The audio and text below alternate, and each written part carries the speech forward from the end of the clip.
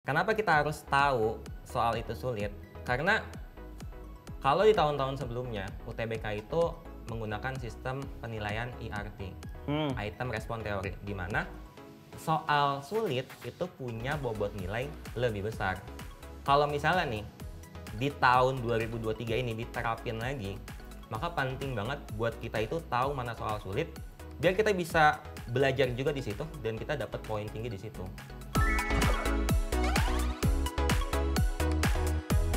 Halo squad, beli kentang dimakan bertiga, cakep. Selamat datang di Kejar UTBK SNBT 2023. Aduh, nggak kerasa kita udah sampai di live Kejar UTBK SNBT 2023 episode ke-6. Nah, kali ini kita akan bahas mengenai tes potensi kognitif, tapi yang berkaitan dengan soal-soal yang begitu sulit. Gitu ya, nanti kita akan bahas dengan pakarnya. Nah, hari ini kita bakal ngobrolin apa aja? Kita akan ngobrolin beberapa hal nih. Mulai yang tadi kayak saya mention di awal ya, kita akan ngobrolin tentang definisi gitu ya. Dan cara buat nentuin soal-soal yang sulit itu seperti apa gitu ya dari narasumber kita. Kemudian soal sulit apa sih yang butuh jadi perhatian khusus gitu ya kalau kita misalkan mau belajar tentang soal-soal tes potensi kognitif ini gitu. Dan nanti bakal di-spill juga nih ya. Karena tryout Ruang Guru itu udah berjalan, nanti kita akan spill juga soal paling sulit di tryoutnya Ruang Guru. So, stay tune dari awal sampai akhir, gitu.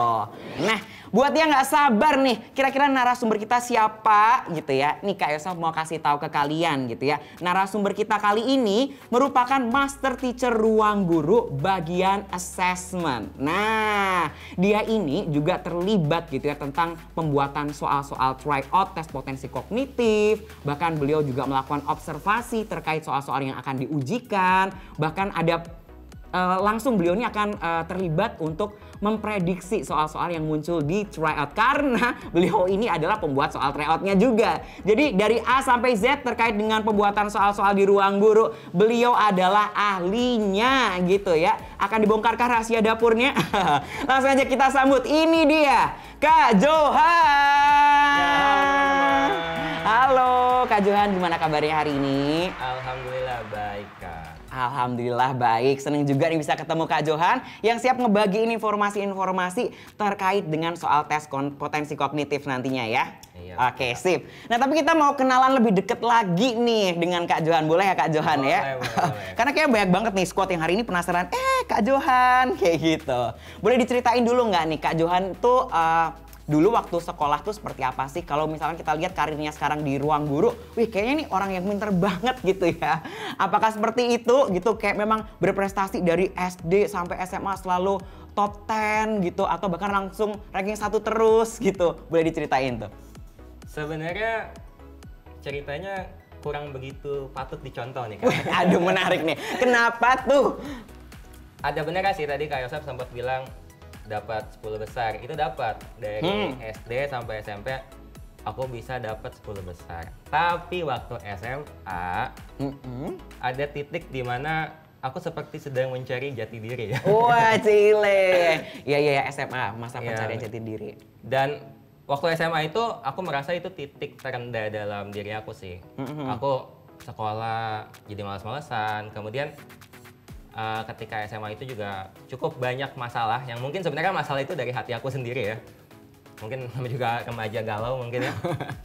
Bahkan saking parahnya aku sekolah waktu SMA itu, dulu ke kelas 10 aku dapat peringkat 40 dari 40 siswa. Tapi ketika itu wali kelas aku, beliau itu guru fisika. Nah, beliau meminta aku untuk ikut olimpiade fisika. Waktu itu aku ikut seleksi tingkat sekolah, kemudian tingkat kabupaten. Tapi waktu mau ke DKI, aku nggak datang. Wih, kenapa tuh Kak? Ya itu tadi kegalauan diri. Aku ngerasa buat apa sih gitu, ngapain gua? Kayak pas ngelakuin itu tuh nggak ada yang bikin diri bangga atau mau ngebanggain siapapun gitu nggak ada waktu itu. Aku tuh ngerasa nggak boleh kayak gini terus. Kayak sebenarnya tuh dalam hati ya, kalau bahasa kasar lu tuh bisa gitu. Jadi mulai kelas 11 tuh mulai diperbaikin lagi, walaupun nggak langsung tiba-tiba dapat 10 besar lagi, enggak. Pelan-pelan naik, udah mulai peringkat 20 besar, kemudian di kelas 12 tuh waktu mau daftar SNMPTN, dulu waktu tahun aku 2013, semua siswa bisa daftar. Teman-teman pada daftar, terus teman-teman deket aku tuh udah ada yang masuk IPB, udah ada yang masuk ilmu hukum di UIN, tapi aku nggak dapet gitu. Terus di situ aku baru menyesali, lu ngapain kelas 10 kok sebegitunya? Karena mungkin kalau dari kelas 10 udah berusaha gitu pasti SNMPTN ada kemungkinan, walaupun kecil juga pasti ya. Nah baru aku mulai serius belajar untuk SBMPTN. Alhamdulillah ketika aku ujian aku ikut SIMAK UI dan SBMPTN, dua-duanya lolos. Wow, keren. Nah SBMPTN aku pilihan pertama, pendidikan biologi UNJ, karena aku sebenarnya dari SMP pengen banget jadi guru. Terus SIMAK UI-nya pilihan pertama yang nggak masuk, aku pilih FKUI waktu itu. Itu emang ketinggian lah ya. Ini bocil baru kemarin berubah pengen masuk FK gitu. Tapi dapat pilihan keduanya kesehatan masyarakat. Tapi akhirnya aku tetap pilih pendidikan biologi karena aku emang pengen banget di pendidikan sih. Gitu sih Kak. Wow, menarik banget ya Squad ya cerita dari Kak Johan ini gitu. Walaupun kayak roller coaster gitu, awalnya mungkin di peringkat terakhir, tapi pelajaran yang bisa kita petik gitu ya. Kalau misalkan kalian gagal di suatu tempat, itu bukan artinya mendeklarasikan bahwa diri kalian tuh akan selamanya gagal gitu. As long as selama kalian mau berjuang tadi tuh ya, dapat titik baliknya gitu. Tadi udah dapat banyak inspirasi nih dari Kak Johan. Nah sebenarnya nih Kak, orang-orang tuh pada bertanya juga gitu. Kalau kemarin kita udah ngerti, oh tes potensi kognitif tuh apa gitu. Tapi sebenarnya urgensinya tuh apa sih? Seberapa penting sih sebenarnya kok kita harus belajar tentang kemampuan kognitif gitu? Emangnya ada nih manfaatnya ada di dalam kehidupan sehari-hari? Mungkin boleh dibantu ceritain tuh. Jadi potensi kognitif itu kan sebenarnya luas banget ya. Itu tuh berkaitan dengan pola pikir, dengan logika, dengan bagaimana kita menyelesaikan suatu masalah. Kita ambil contoh gini deh. Kalian biasanya pulang lewat jalan A. Tapi ternyata di situ ada kondangan ketutup. Berarti kan harus muter tuh kan. Nah kalau kalian muter, tapi kemampuan nalar kalian lemah, harusnya belok kanan lagi, kalian belok kiri. Bisa nyasar. Atau ibu kalian ngasih uang nih 100.000. Suruh beli makanan sama minuman, ada tamu 5 orang. Nah 100.000 itu kalau kalian nggak bisa manfaatin dengan maksimal, bisa-bisa yang dibeli nggak sesuai gitu. Bisa duitnya kurang, atau sisa uangnya kebanyakan. Kayak gitu sih Kak, jadi penting banget kognitif itu. Wow, itu tadi ya Scott ya, sebegitu pentingnya ya kemampuan kognitif di dalam kehidupan sehari-hari kita gitu. Nah, Kak Asep harap dengan nanti kita akan mengulik lebih dalam nih tentang tes potensi kognitif, soal-soal yang sulit gitu ya. Teman-teman bisa mendapatkan banyak pengetahuannya gitu yang bisa diaplikasikan. Langsung aja kita bahas bareng dengan Kak Johan gitu ya. Terkait itu tadi Kak yang aku mention di awal gitu ya, bagaimana sih gitu menentukan soal-soal yang sulit gitu. Tapi mungkin sebelumnya lebih ke apa sih definisi dari soal sulit itu? Karena kan kalau sulit ini kan kata sifat ya, dan sifatnya juga subjektif banget gitu. Kalau dari perspektifnya Kak Johan nih yang udah terlibat langsung di pembuatan soal, sebenarnya definisi dari soal sulit itu seperti apa? Oke. Mungkin sebelum aku masuk ngejelasin tentang soal sulit, aku mau ngasih tahu dulu nih, kenapa sih kita harus tahu mana soal yang sulit, mana soal yang biasa aja. Kenapa kita harus tahu soal itu sulit? Karena kalau di tahun-tahun sebelumnya UTBK itu menggunakan sistem penilaian IRT, Item Response Theory, di mana soal sulit itu punya bobot nilai lebih besar. Kalau misalnya nih di tahun 2023 ini diterapin lagi, maka penting banget buat kita itu tahu mana soal sulit, biar kita bisa belajar juga di situ dan kita dapat poin tinggi di situ. Kayak gitu Kak. Nah, terus tadi kan Kak Yosep juga bilang nih, soal sulit itu subjektif. Bisa aja menurut aku sulit, menurut Kak Yosep yang ahli nggak sulit. Gitu. Nah, tapi itu nggak bisa secara subjektif. Harus melalui populasi. Gampangnya kayak gini, misalnya sekolah A. Sekolah A belum diajari suatu materi, tapi dikasih soal itu. Berarti di sekolah A ini materinya akan jadi sulit. Tapi di sekolah B yang udah terima materi tersebut, maka soal yang tadinya sulit di sekolah yang satu lagi itu jadi dianggap mudah. Jadi harus berdasarkan populasi. Walaupun nih di sekolah yang udah belajar tadi ada satu anak yang nggak bisa jawab, maka soalnya nggak bisa dianggap sulit. Karena secara populasi itu dianggap mudah, kayak gitu. Sehingga nih, kalau ditanya apa sebenarnya soal sulit itu, maka kita bisa katakan soal sulit itu adalah soal dengan hasil pengujian statistik itu menunjukkan kategori sulit. Ingat di sini, ada pengujian statistik. Nah, pengujian statistik ini ada beberapa cara. Cara paling mudah yaitu cara klasik, ini dengan cara menghitung persentasi dari jawaban benar. Misalnya nih, ada 100 orang. Terus ada 20 yang bisa jawab, berarti 20 per 100, berarti ada 20%. Nah, kalau misalnya nilainya nih di bawah 30% atau di bawah 0,3, maka soal itu akan dikategorikan sebagai soal sulit, kayak gitu. Nah, tapi kan kadang-kadang nih kalau kita ngerjain kan suka ada yang nembak-nembak berhadiah tuh ya. Cap-cip-cip gitu ya. Benar. Nah, itu ngebikin datanya itu jadi nggak terlalu valid. Bahkan bisa jadi nih, soal yang harusnya sulit jadi mudah. Karena kebetulan opsinya ada di C, terus pada nembak C gitu.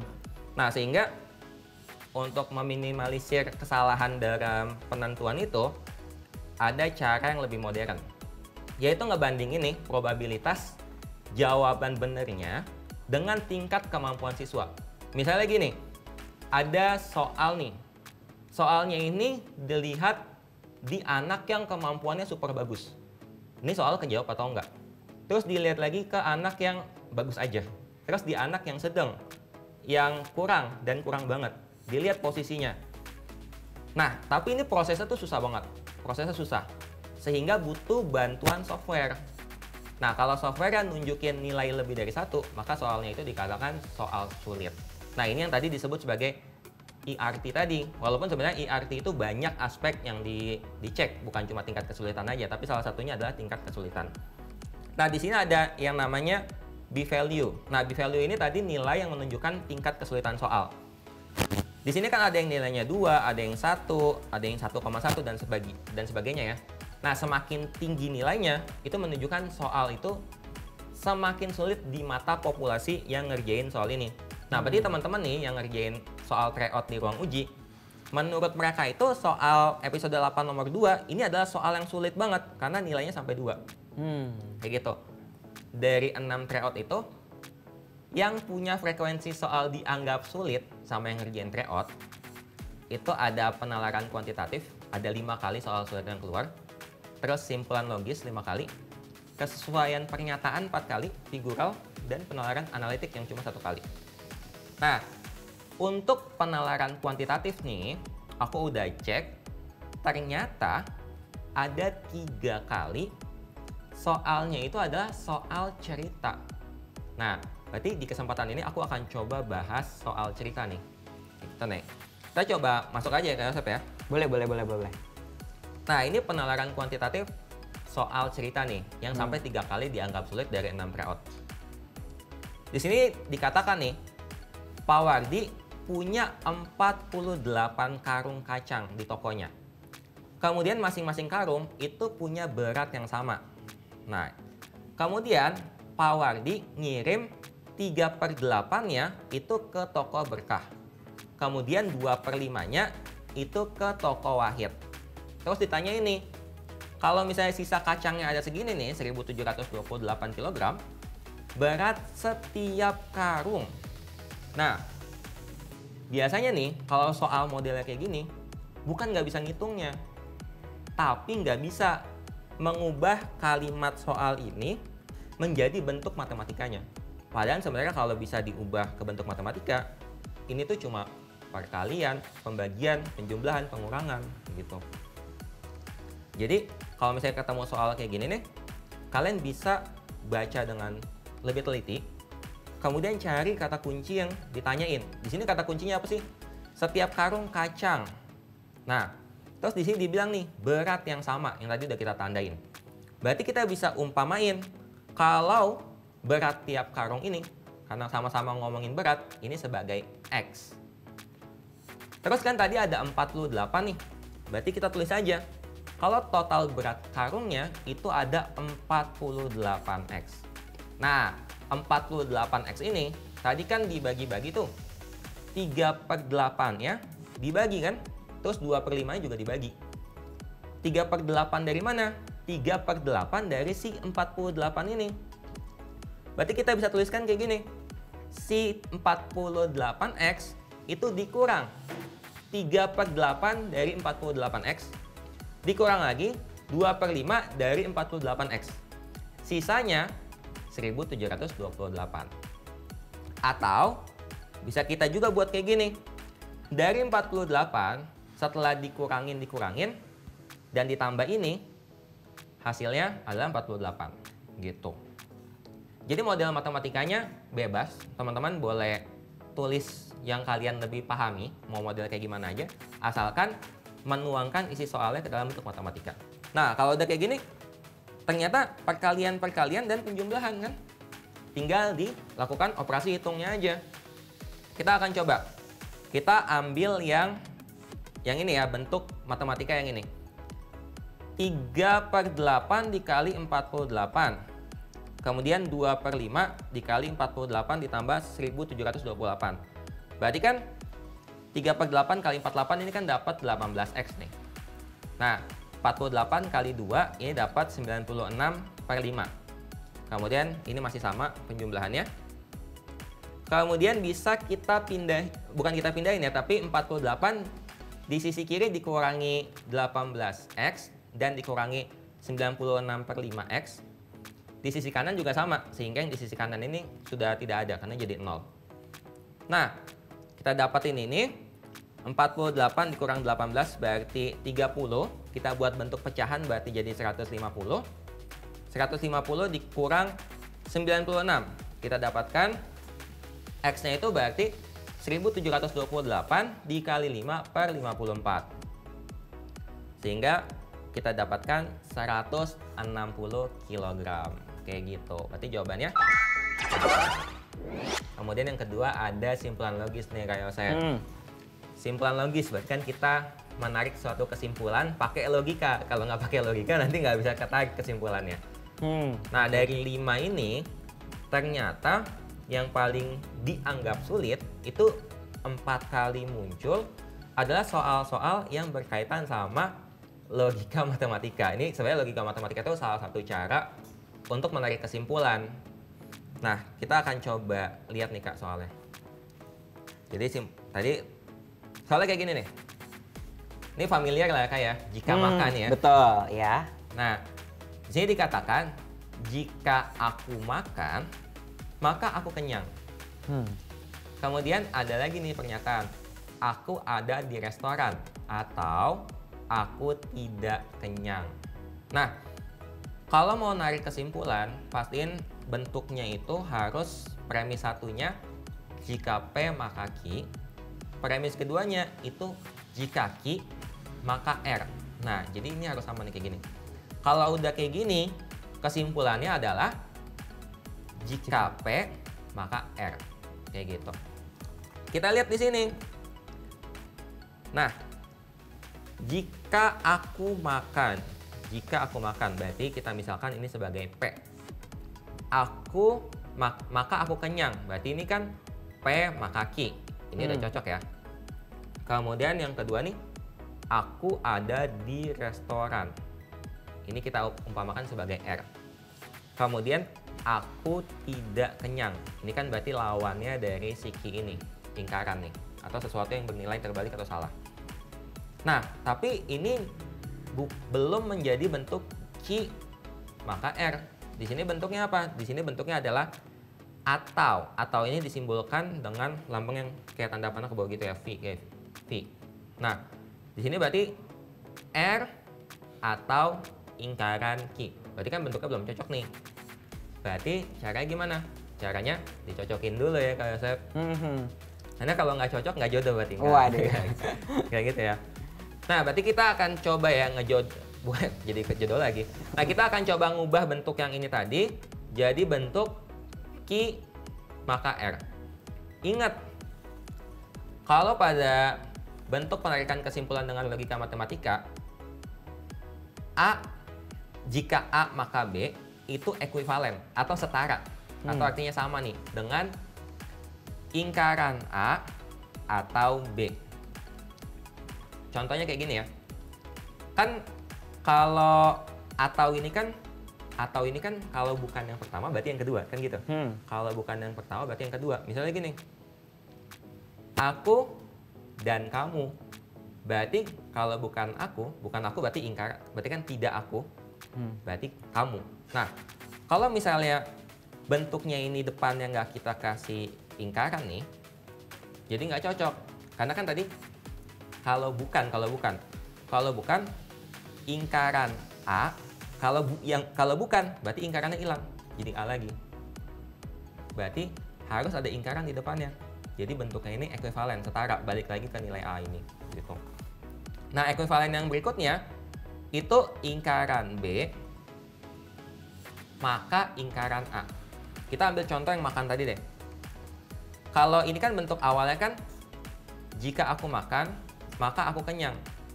Kalau misalnya nggak dibuat bentuk ingkaran, berarti bentuknya jadi gini dong. Jika aku kenyang, maka aku makan. Kan nggak cocok. Masa kenyang malah makan? Berarti harus dibuat ingkarannya, kebalikannya. Berarti jika aku tidak kenyang, maka aku tidak makan. Nah, kan lebih cocok ya. Gitu. Jadi ekuivalennya nih, kalau misalnya teman-teman agak lupa-lupa nih, bisa dibayar, kalau nggak salah ini. Terus kalian ucapin pakai mulut, nyambung nggak tuh? Gitu kan. Nah, berarti ini bisa kita ubah nih kayak Yosep, ya kan? Nah, ini bisa kita ubah nih. Ini mirip sama yang mana ya? Ternyata belum ada yang mirip ya, Nah, berarti ini kita ubah dulu. Aku atau kamu itu sama kayak kamu atau aku. Bisa dibalik-balik. Berarti ini kita balik aja. Ingkaran yang tadinya di belakang, kita pindahin ke depan. Jadi, ingkaran Q atau R, ini nilainya sama. Nah, kita udah dapet nih. Ini mirip sama yang ini nih, yang tengah. Nah, ini kan tadi ekuivalen ya. Nilai ini ekuivalen dengan yang ini. Berarti bisa kita jadiin bentuk yang ini. Kita jadiin bentuk yang pertama ini. Jadi, jika Q maka R. Nah, kita udah dapet nih sesuai dengan persyaratan yang pertama tadi. Premis satunya jika P maka Q, premis 2-nya jika Q maka R. Berarti bisa kita tarik kesimpulan. Berarti kesimpulannya adalah P maka R. Nah, tapi diingat lagi nih kalau dia punya bentuk ekuivalen. Jadi jangan kita tarik kesimpulan yang ini aja. Bisa juga kesimpulannya yang ini nih, bentuk ekuivalennya. Dan satu lagi. Gitu. Nah, kita udah punya ini, tinggal kita balikin ke soal gitu. Nah, kira-kira yang mana nih jawabannya nih? Menurut Kak Yosep yang mana nih, Kak? Waduh, yang mana nih? Diuji nih level kemampuan seorang master teacher matematika. Nih, kayak ada squad yang tadi coba-coba nebak cap cip cup yang B kayak begitu. Kira-kira bisa bener nggak gitu? Padahal tadi kalau berdasarkan penjelasan Kak Johan udah eksplisit tuh, ada tuh di pilihannya ya. Kita coba cek aja kali ya Kak Yosep. Kita lihat yang A dulu nih. Jika aku kenyang kan Q. Nah, ini depannya nggak ada yang Q nih. Berarti ini jelas salah yang A ya. Kemudian yang B, aku tidak makan dan, tapi kita nggak ngomongin dan, di sini adanya atau. Berarti yang B juga nggak tepat. Kemudian yang C, aku tidak makan. Berarti ingkaran Q ya. Aku tidak makan nih, ada nih yang ini nih, bentuk yang ini. Atau, ini benar lagi ada ataunya. Aku ada di restoran atau R. Berarti jawaban yang paling tepat adalah yang C gitu teman-teman. Nah, itu tadi mungkin ada squad yang jawab B gitu, salahnya bukan di dan, harusnya di kata atau gitu ya. Nah, mungkin tips untuk mengerjakan soal-soal simpulan logis ini apa tuh kalau boleh dirangkum, Kak? Coba ini sih, teman-teman namanya juga kan simpulan logis ya. Ini bisa pakai logika sebenarnya. Misalnya kita lihat yang A. Jika aku kenyang, maka aku makan. Kamu masa kenyang makan gitu kan aneh ya. Jangan pilih jawaban itu. Atau yang B, aku tidak makan dan aku ada di restoran. Ini agak lucu sih. Jadi ngeliatin orang makan ya, dia nggak makan tapi ada di restoran. Ini juga jangan dipilih. Jadi kalian bisa mulai lihat dari opsinya itu kira-kira mana yang masuk ke logika kalian. Tapi kalau misalnya pembuat opsinya cukup jago banget nih, sampai-sampai wah ini kayaknya bisa jadi benar nih. Nah itu kalian coba pakai logika matematika yang tadi ada bagian yang harus diingatnya tuh, ekuivalen dengan apa gitu. Oke, jadi itu tadi ya squad ya, buat kalian semua kalau nemu soal simpulan logis gitu. Langkah pertamanya untuk menyimpulkan sesuatu itu tuh ada beberapa metode gitu ya untuk menyimpulkannya. Oh mungkin penarikan simpulan silogisme kayak tadi, kayak begitu ya. Jika P maka R, kemudian jika R maka Q, maka kesimpulannya jika P-nya itu maka Q gitu ya. Tapi kalau misalkan bentuk-bentuknya tuh belum ketemu ini di premis yang kedua, kalian harus ingat-ingat lagi tuh nilai-nilai atau premis ini supaya nilainya setara, itu tuh harus diubah seperti apa bentuknya. Maka dari itu tetap perlu belajar logika matematika gitu ya. Jadi nggak bisa serta-merta aja menganggap, oh kayaknya berdasarkan asumsi aku ini masuk di akal deh gitu. Padahal karena kadang soal pemberi soal juga bisa menyertakan Betul. apa yang belum tentu benar gitu, tapi secara logika itu benar gitu ya. Yes, Faktanya betul, mungkin nggak sesuai nih gitu, tapi logikanya itu yang dipakai karena memang itu yang mau diuji, logikanya dulu. Kita abaikan dulu fakta-faktanya mungkin seperti itu ya. Oke, jadi itu tips buat kalian nanti ngerjakan soal simpulan logis ya. Kalian harus tahu nih triknya seperti apa gitu untuk mencari pernyataan-pernyataan yang senilai. Ini kesesuaian penyertaan, ini ada 4 kali ini keluar soal yang dikatakan sulit menurut Wah, populasi. cukup banyak juga ya. Dan ternyata nih, 4-4-nya itu soal yang menanyakan pernyataan mana yang paling benar atau mungkin benar atau pernyataan yang pasti benar.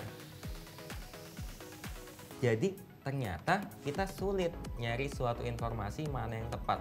Mungkin itu yang bikin kita sering kena tipu ya kita. Waduh. Jadi memang penting banget ya belajar hal ini juga ya, karena Betul. secara data statistik ternyata memang banyak juga nih yang udah ikutan tryout susah untuk mencari pernyataan benar dari bacaan yang ada gitu ya. Nah, kita lihat aja kali ya soalnya Boleh, kayak contoh gimana. soalnya seperti apa nih?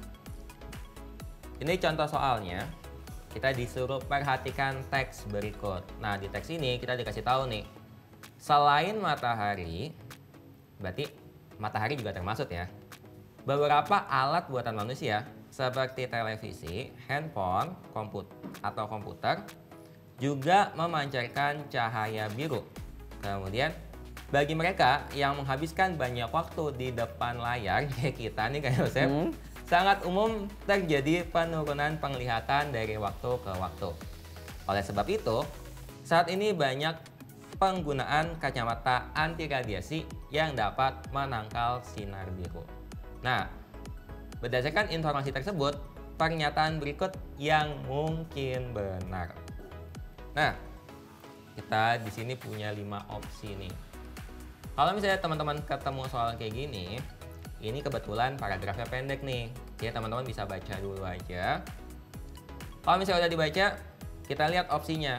Apakah di opsi jawaban ini itu bisa kita ambil kebenarannya berdasarkan teks.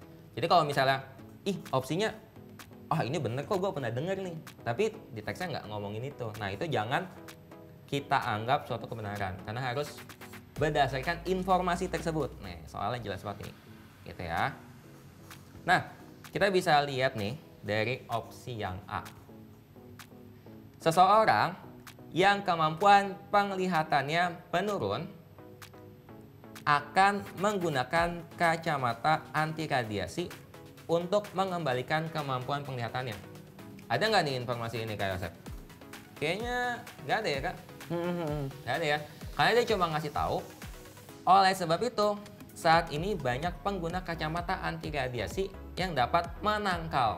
Kalau menangkal kan seperti sesuatu yang mencegah, bukan sesuatu yang mau memperbaiki. Jadi yang A ini nggak ada informasinya pada soal, jangan dipilih.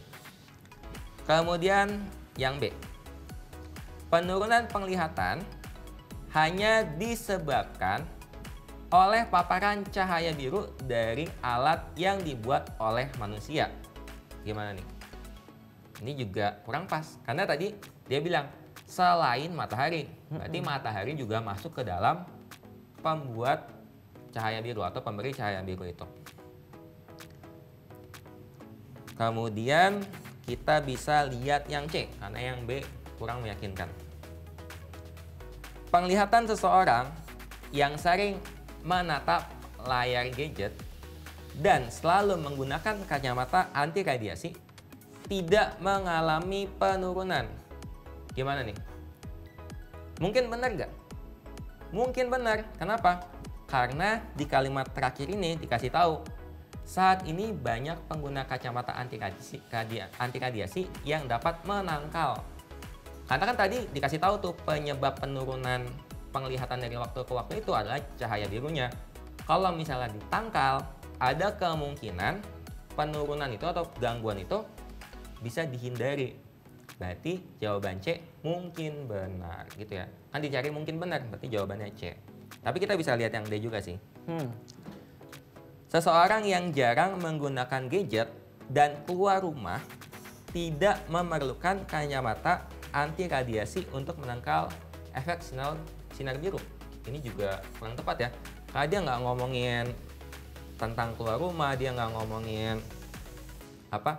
tidak memerlukan ya, gitu.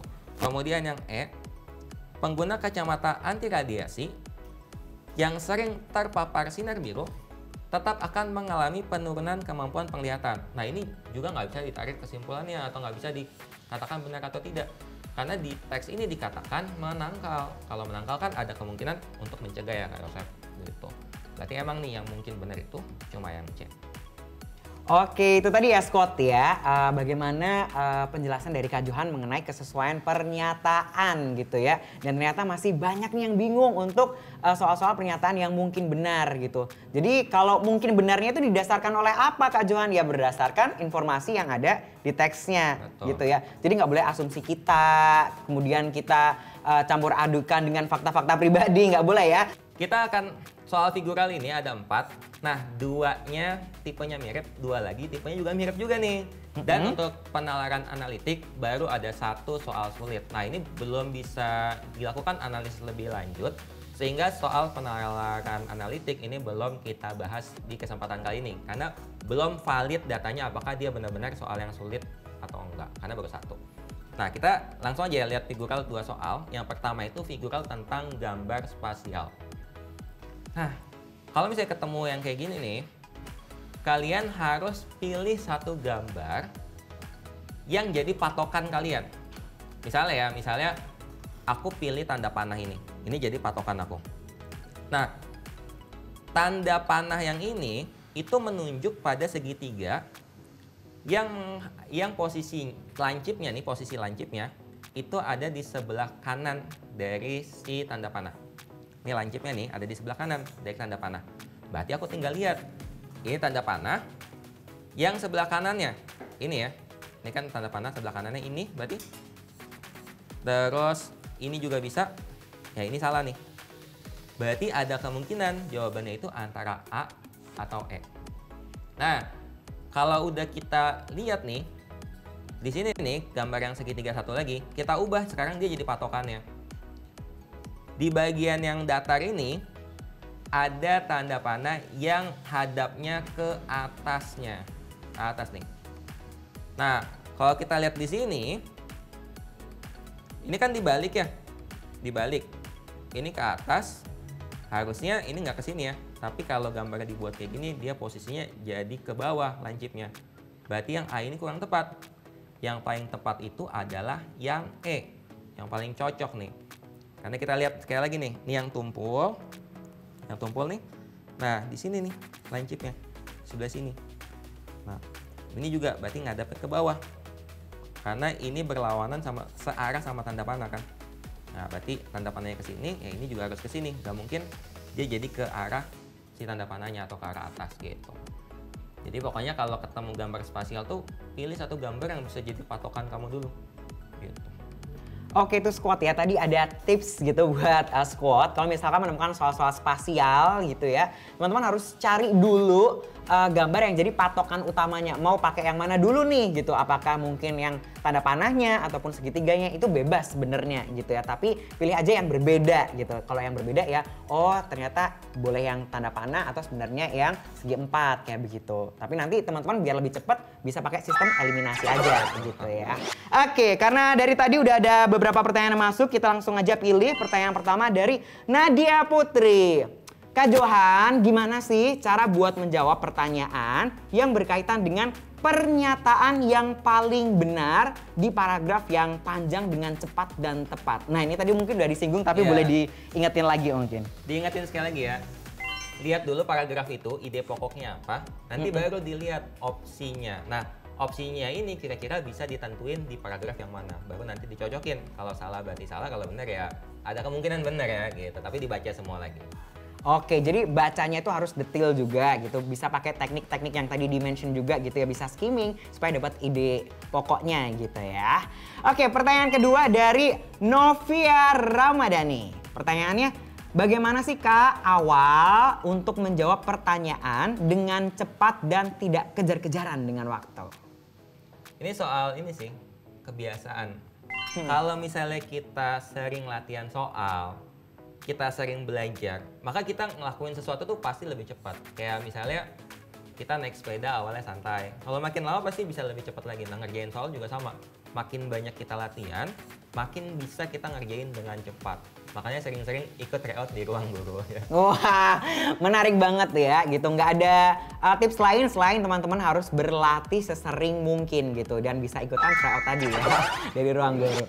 Oke, jadi jangan sampai ketinggalan, pantengin terus gitu ya episode-episode seru lainnya dari Kejar UTBK SNBT 2023 di minggu depan. Karena minggu depan kita akan bahas mengenai materi penalaran matematika. So, stay tune terus dengan sosial media yang ada di Ruang Guru. Karena informasi selengkapnya terkait dengan Kejar UTBK SNBT akan di-spill di sana. Oke, nggak berasa kurang lebih hampir 1,5 jam kita bersama, aku dan Kak Johan. Mohon pamit undur diri dulu gitu. Sampai ketemu di Kejar UTBK SNBT 2023 berikutnya. See you, dadah.